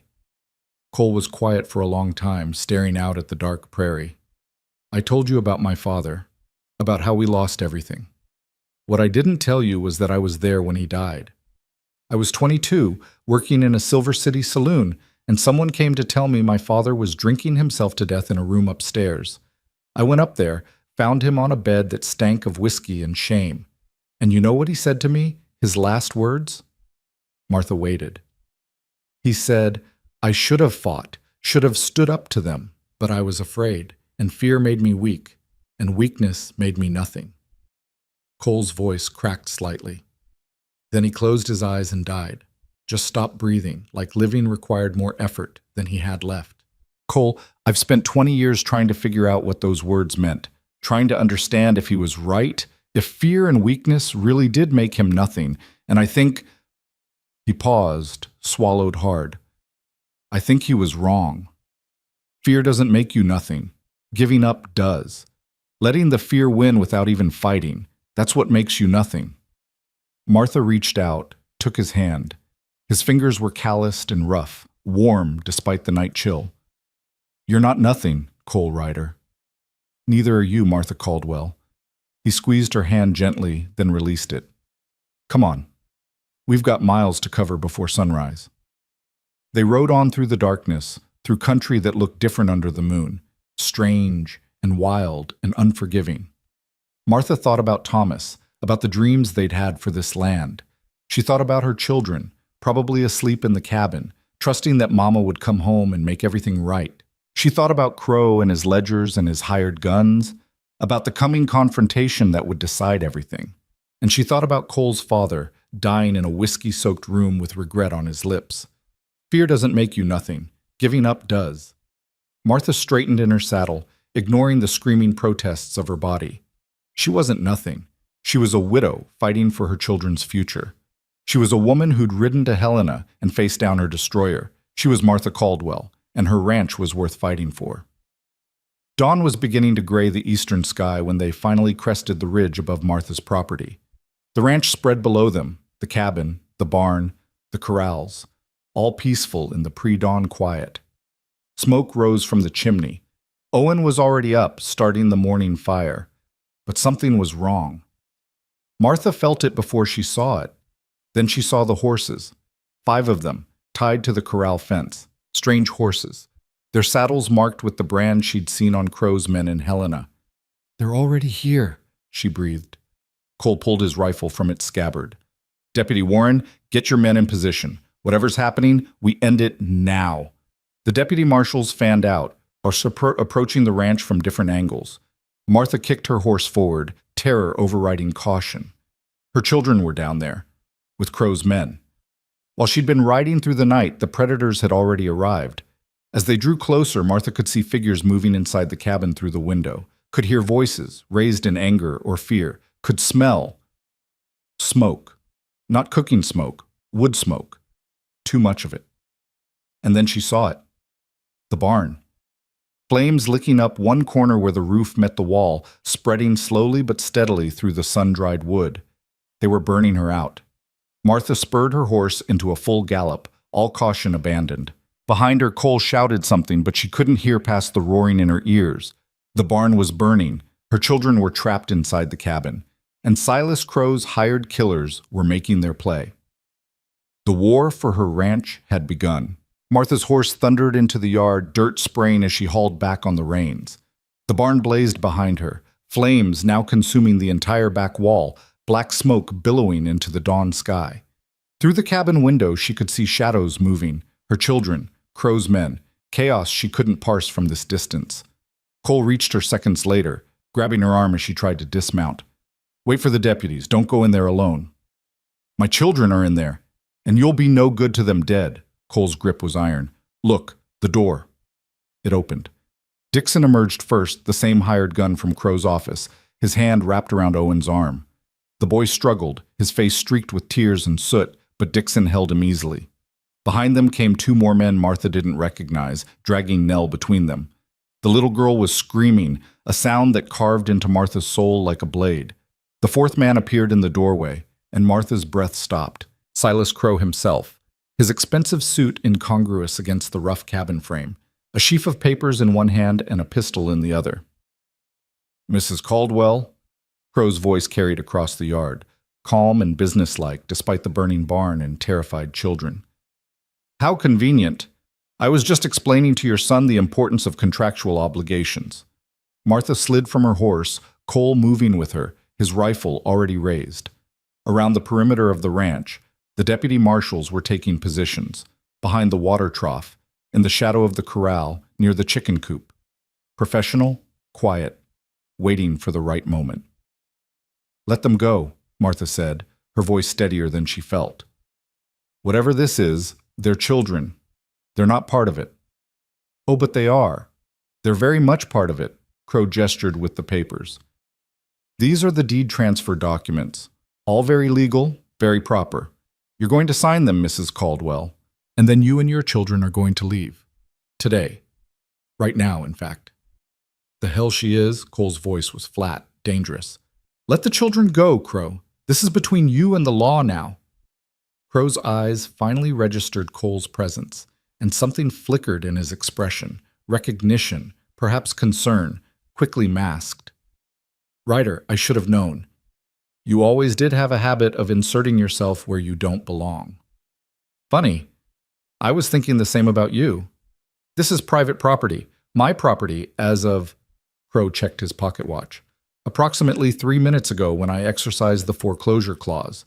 Mrs. Caldwell missed her payment deadline." "The deadline was 12 days away," Martha said. "Was. But the terms allow for immediate foreclosure in cases of property abandonment. You left your homestead unattended for 2 days. That qualifies." Crow smiled. "I did warn you to read the fine print." Deputy Marshal Warren stepped out from behind the water trough, his badge catching the firelight. "Silas Crow, you're under arrest for fraud, extortion, arson, and intimidation of witnesses." Crow's men tensed, hands moving toward weapons. Dixon jerked Owen harder, making the boy cry out. The men holding Nell tightened their grip. "I don't think so, Marshal." Crow's pistol shifted. not quite pointing at the children but making the threat clear. I think you're going to stand down, all of you. Because if you don't, well, accidents happen around children. Tragic, but unavoidable in situations like this. Martha's vision tunneled. She could see nothing but her children's faces, Owen trying to be brave despite his terror, Nell sobbing for her mother. The fire crackled and roared behind them all, consuming the barn Thomas had built with his own hands. "You wouldn't," she whispered. "I would. I have. Ask the Henderson widow about her youngest daughter." Crow's expression was utterly calm. "Oh, wait, you can't. Sarah Henderson is buried in the Silver Bow Cemetery. Died in a house fire. Very sad. Very accidental." Cole's rifle barrel lowered an inch. "You son of a bitch. Careful, Ryder. Your righteous anger won't save these children if bullets start flying." Crow held out the papers toward Martha. "Sign. Now, or I give the word and my men make this very messy." Martha looked at the papers, at Crow's smug face, at her children held hostage by violence and greed. Every fiber of her being screamed to sign, to save them, to end this nightmare, even if it meant losing everything Thomas had built. What was a ranch compared to her babies? What was land compared to their lives? But then Owen spoke, his voice thin but clear. "Don't do it, Mama. Don't let him win." "Shut up, boy." Dixon cuffed Owen across the head, and Martha lunged forward before Cole could stop her. Crow's pistol came up, pointing directly at her chest. "Far enough." Martha froze, 5 feet from her son, so close she could see the red mark blooming on his cheek, close enough to see Nell's corn-husk doll on the ground where she'd dropped it, trampled and forgotten. "Owen's right, though." The voice came from the cabin doorway, an old woman stepping into view, weathered and thin as fence wire, a shotgun cradled in her arms with the casual competence of long familiarity. "You shouldn't let him win, Martha." Martha's heart lurched. "Mrs. Mercer?" Edith Mercer, the widow from the neighboring ranch 15 miles east, the woman who'd brought soup after Thomas's funeral and hadn't been seen since. She smiled, and it was fierce. "Thought you might need some help. Been watching Crow's boys since they rode in last night. Waited for the right moment. One more step and these children die." Crow's voice had lost its smoothness, gone sharp with real anger. "See? That's where you made your mistake, Crow." Edith's shotgun shifted slightly, not quite aimed but ready. "You thought these kids were alone, but this valley takes care of its own, and we're all pretty tired of you."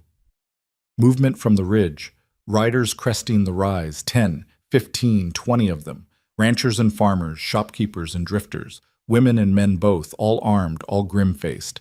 Martha recognized faces from town, from church, from years of frontier living where neighbors might be distant, but bonds were strong. Among them rode Judge Morrison himself, his silver beard catching the morning light, another group of deputy marshals flanking him. Crow's men shifted nervously, suddenly aware they were surrounded. Dixon's grip on Owen loosened fractionally. "It's over, Crow."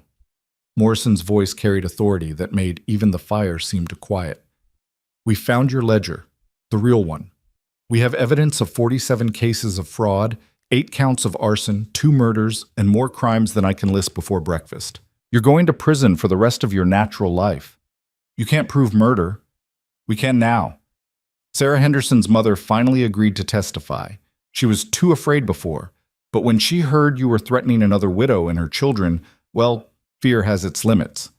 Morrison dismounted slowly, his hand on his pistol. "Your men can put down their weapons and live, or they can try to fight their way through 30 armed citizens and die. Their choice. You don't get a choice anymore." Dixon was the first to break. He released Owen and raised his hand, stepping back. "I didn't sign up for child murder. This is done." The other men holding Nell exchanged glances and let her go. She ran to Martha, who caught her and held her so tight the child gasped. Owen sprinted to them seconds later, and Martha sank to her knees, both children in her arms, her face pressed into their hair.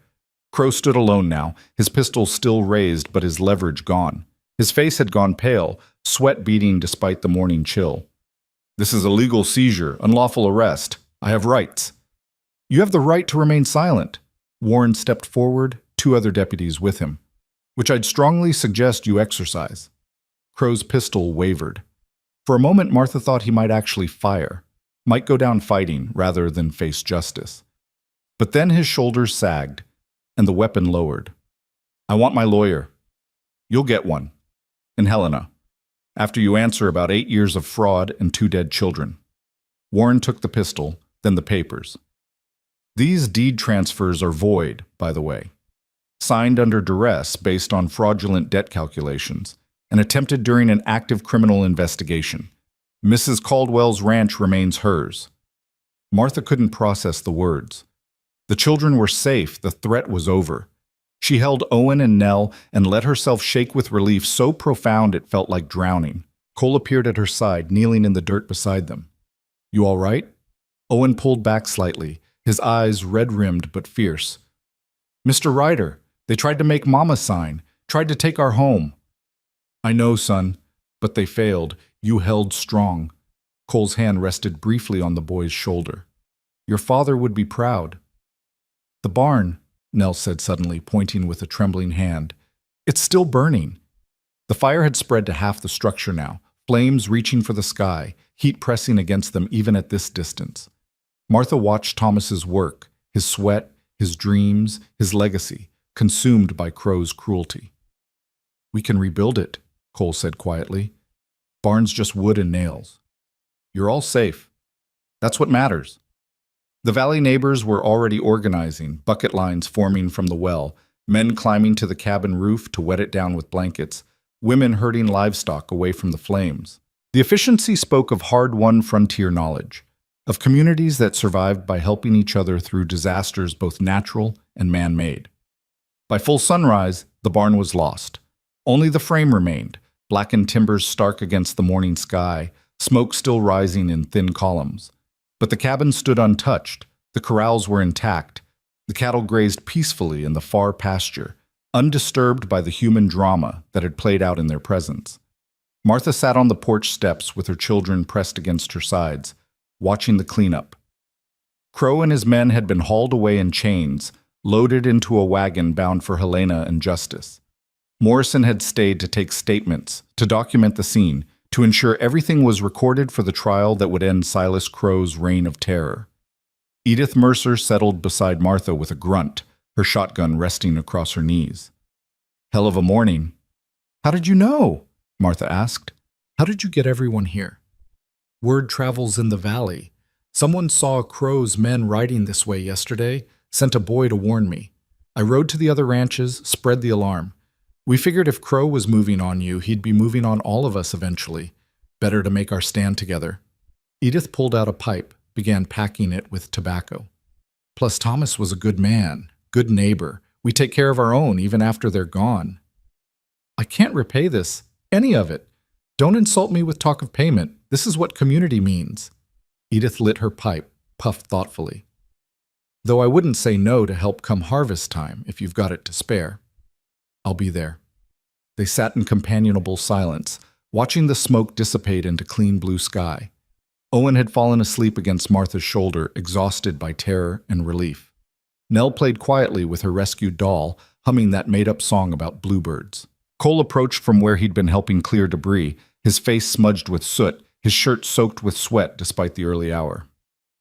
Morrison wants to talk to you before he heads back to Helena. The judge stood by his horse, reviewing papers one of the deputies had brought him. He looked up as Martha approached, his expression kind. Mrs. Caldwell, hell of a way to start the day. Hell of a way to end a nightmare. That it is. Morrison handed her a document. This is the official cancellation of your debt. Every penny Crow claimed you owed is void. The territorial government will be conducting a full audit of his operation, but as far as your ranch goes, it's yours, free and clear. Martha stared at the paper, the words blurring. I don't understand. The original loan was $800. You've been making payments for 5 years. Even at legitimate interest rates, you've paid that debt twice over. The excess goes back to you, minus actual legal fees from the original lending institution.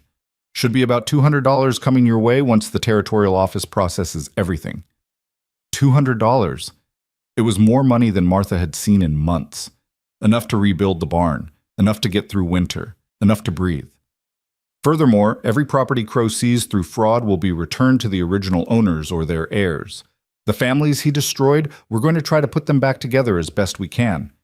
Morrison's expression hardened, and Crow himself will spend the rest of his life in territorial prison. I'll make certain of it personally. What about his men, Dixon and the others? That depends on what they knew and when they knew it. If they were just hired guns following orders, they'll probably serve a few years. If they participated in the murders or arsons knowingly, well, Montana Territory takes a dim view of child killers. Morrison mounted his horse, settled himself in the saddle.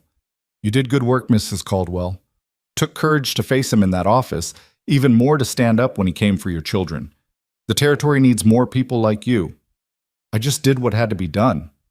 That's what courage is, doing what has to be done when everything in you is screaming to run. Morrison touched his hat brim. Take care of those children and that ranch. It's worth fighting for. He rode out, his deputies following, leaving Martha standing in her yard with ashes drifting down like snow and the impossible weight of relief making her dizzy. The valley neighbors worked through the morning, clearing the worst of the debris, salvaging what could be saved from the barn, bringing food and water and simple human presence. By noon, someone had organized a barn raising for the following week. Lumber was pledged, labor promised, a whole new structure planned to rise from the ashes of the old. Martha moved through it all in a daze, accepting help and gratitude and casseroles, her mind still trying to catch up with the fact that it was over. Really over. Crow was gone. The debt was canceled. Her ranch was safe. As afternoon shadows lengthened, the last of the neighbors finally departed, promising to return for the barn raising, leaving behind enough food to feed Martha's family for a week. Owen and Nell had been put to bed, sleeping the deep sleep of children who'd survived trauma and needed healing rest. Martha stood in the doorway of the blackened barn frame, staring at what remained. The hay was gone. Most of the tools had been destroyed, but the basic structure was salvageable, Morrison had said. The foundation was solid. They could build from here. Penny for your thoughts. Cole leaned against one of the intact support posts, his hat pushed back, exhaustion written in every line of his body. I'm thinking about what Thomas would say, Martha said quietly. About all of this. The fire, the fight, the debt being cleared. What do you think he'd say? I think he'd be furious that I let it get this bad. Furious that I didn't understand the papers he signed, didn't catch Crow's scheme earlier, didn't protect what he built better. Martha's voice cracked. And I think he'd be right to be furious. I think you're wrong. Cole pushed off the post, came to stand beside her. I think he'd say his wife was the bravest, strongest, most resourceful woman in Montana Territory. I think he'd say she took an impossible situation and found a way through it. I think he'd say she protected their children, saved their home, and stood up to a man who'd destroyed dozens of families. You didn't know him. No. But I know what any decent man would think watching what you did. And Thomas Caldwell, from everything I've heard, was a decent man. Martha looked up at Cole, at this stranger who'd ridden in on a pale horse and somehow become essential to her survival. You're staying for the barn raising. That's an order, not a question. Yes, ma'am. And after that? Cole was quiet for a long moment, his eyes on the distant mountains, purple in the fading light. I've been thinking about what I said, about being the drifting kind. Martha's heart squeezed. Of course he was leaving. Why would he stay? He'd done what he came to do, helped the widow who needed help, earned his redemption. Now he'd ride on to the next ranch, the next town, the next place where running felt easier than staying. I understand, she said, trying to keep her voice steady. You've got your own life to live. Do I? Cole turned to face her fully. Because I'm not sure I do anymore. Not one that makes sense, anyway. I've spent 20 years moving, and where has it gotten me? Older, no wiser, still carrying my father's last words like stones in my pockets. Cole? I lied to Owen. When he asked if I was staying, I told him I was a drifter. But truth is, I'm tired of drifting. Tired of walking away from places that might become home if I gave them a chance. His voice dropped lower. Tired of walking away from people who might become family if I let them. Martha's breath caught. What are you saying? I'm saying this ranch needs someone who knows how to fix fences and patch roofs and handle cattle. I'm saying those children need someone who can teach Owen to shoot straight and help Nell learn her letters. I'm saying... He stopped, took a breath. I'm saying you shouldn't have to do this alone anymore. Not if you don't want to. I barely know you. You know I'll stand when others run. You know I'll fight for what's right, even when it's dangerous. You know I care about you and your children enough to risk my life for them. Cole's eyes were steady on hers. What else do you need to know?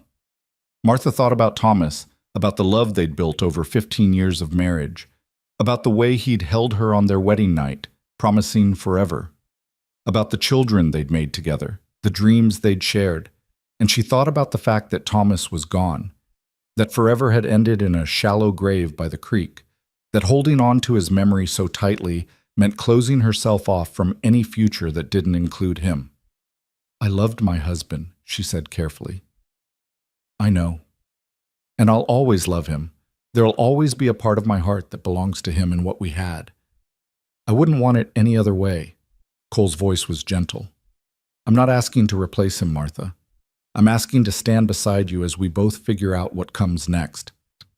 The sun was setting now, painting the sky in shades of amber and rose and deep purple. The ranch lay quiet around them, scarred by fire but still standing, still theirs.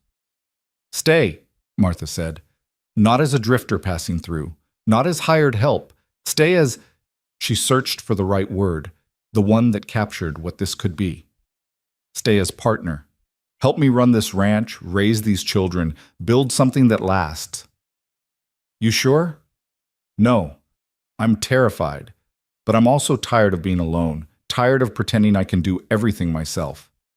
Martha managed a small smile. And Owen already likes you better than he likes me most days. Cole's answering smile was real, warm, transforming his weathered face. Then I guess I'm staying. They stood together as darkness settled over the valley, two people who'd found each other at exactly the moment they both needed finding.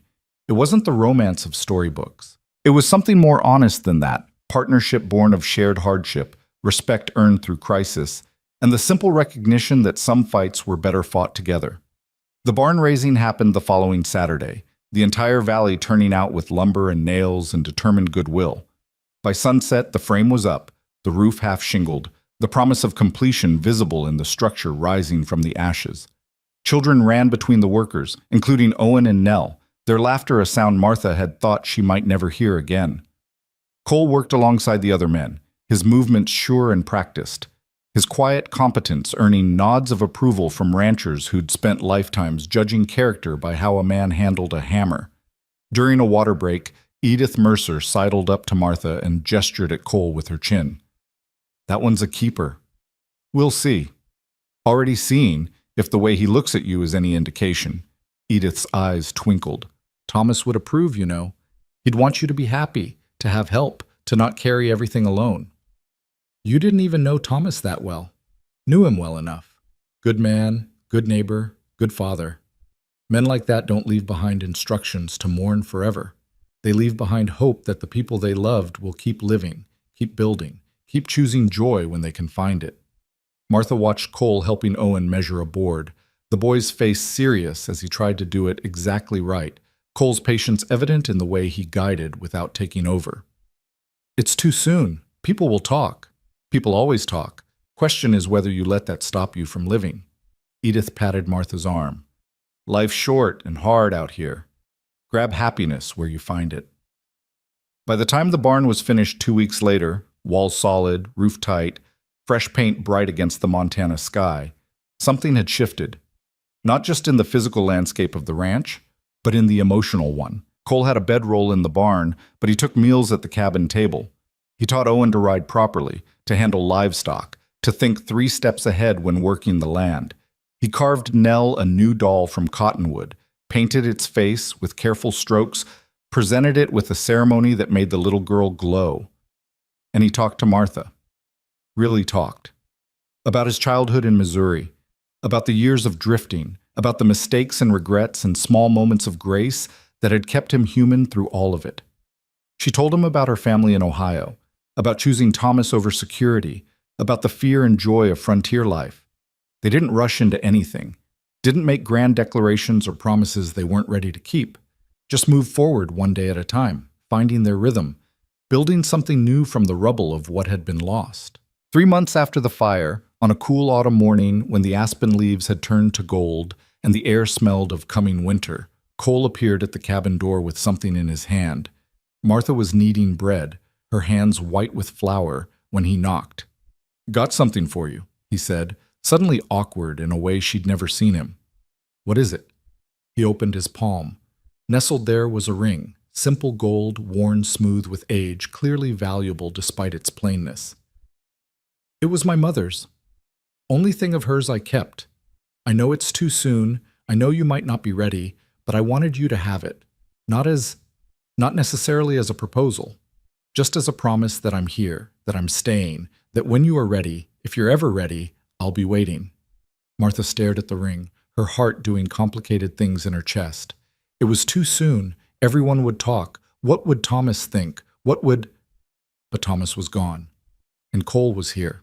And her children were happy for the first time since their father died.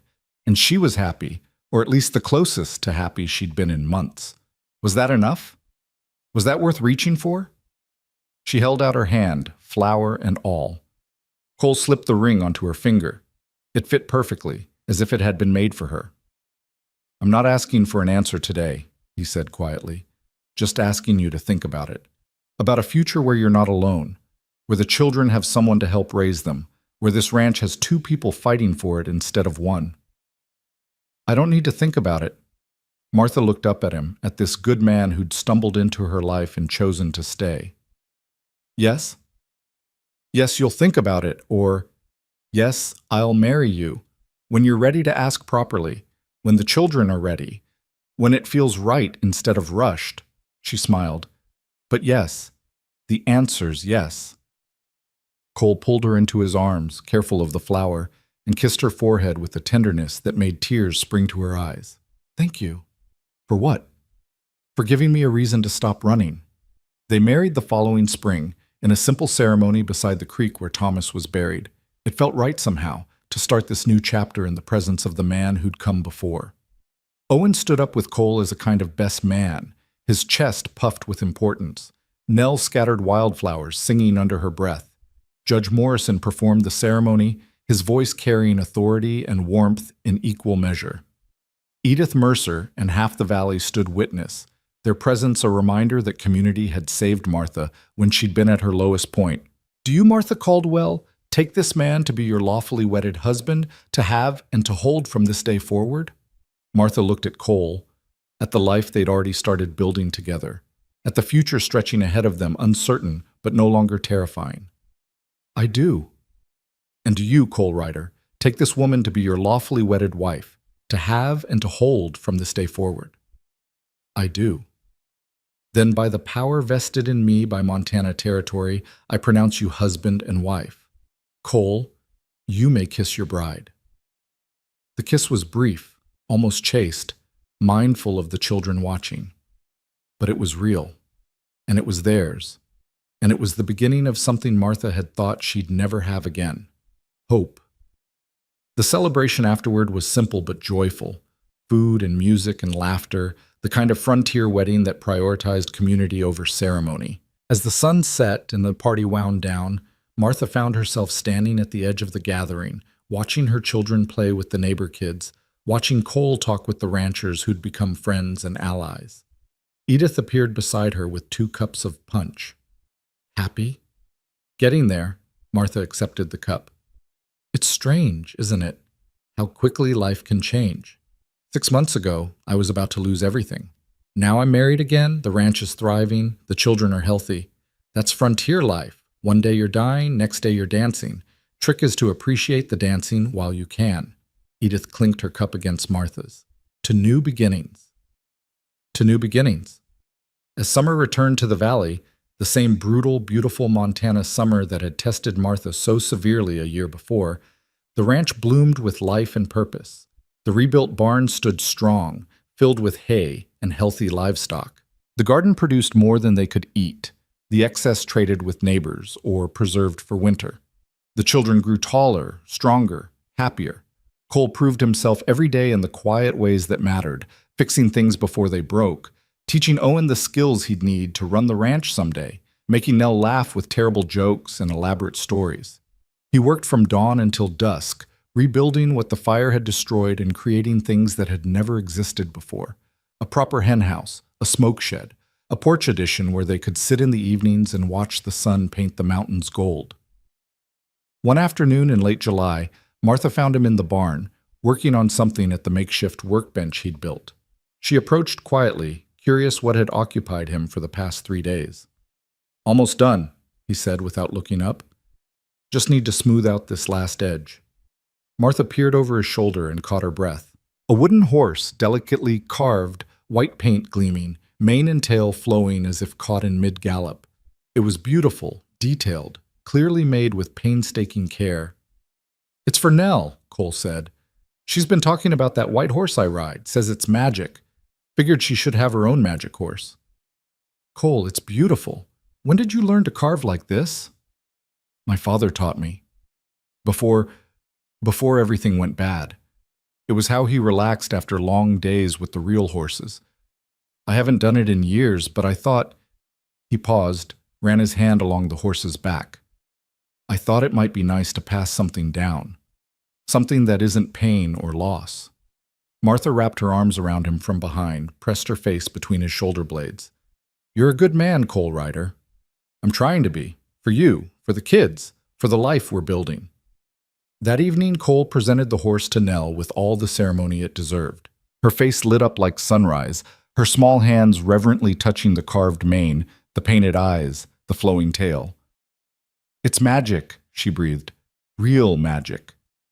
"Course it is," Cole said seriously. "All good things are magic if you look at them right." Owen, not to be left out, received something equally precious. Cole's own knife, the one his father had given him decades ago. "You're old enough now to have real responsibility. This knife's seen me through a lot of years, a lot of miles. I'm trusting you to treat it with respect, to use it for building, not breaking."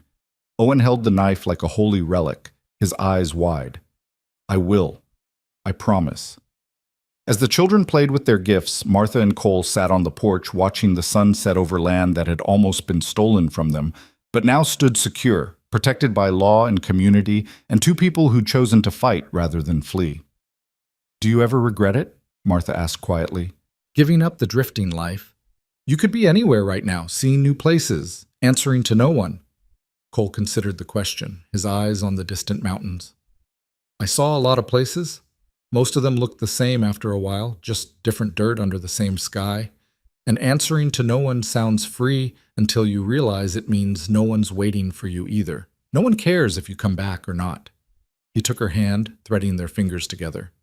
This is what I was looking for all those years without knowing it. A place to stand, people to stand with, a future that matters. Even when it's hard? Even when the cattle get sick or the crops fail or winter comes early? Especially then. Hard means it matters. Hard means we're building something real. He squeezed her hand.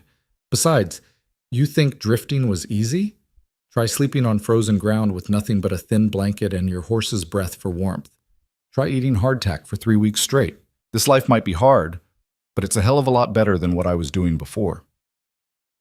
They sat in comfortable silence as darkness settled over the valley, the children's laughter drifting from inside where they played before bedtime. Somewhere a coyote called, lonely and wild. The creek sang its endless song. The ranch breathed around them, alive and theirs. This was no fairy tale ending. There would be hard winters ahead, lean times, struggles they couldn't yet imagine. But there would also be springs and harvests and children growing tall. There would be mornings breaking gold over the mountains, and evenings spent on this porch, watching their world turn beautiful in the fading light. Martha had lost everything once: her husband, her security, her belief that hard work guaranteed safety. She'd nearly lost her home, her children, her will to keep fighting. But she'd found something too. She'd found strength she didn't know she possessed. She'd found community in a valley that had seemed lonely and indifferent. She'd found a partner in a drifter who'd stopped drifting. And she'd found, against all odds and all sense, that life could begin again even after it seemed to have ended, that love could bloom in ashes, that hope could survive fire. The burning summer had passed. What rose from its remains was sweeter for having been tested, stronger for having been forged in flame. A ranch, a family, a future built on burnt ground but reaching always toward light. This was home, this was family. This was the life Martha Caldwell, now Martha Ryder, had fought for and won. And it was enough, more than enough. It was everything.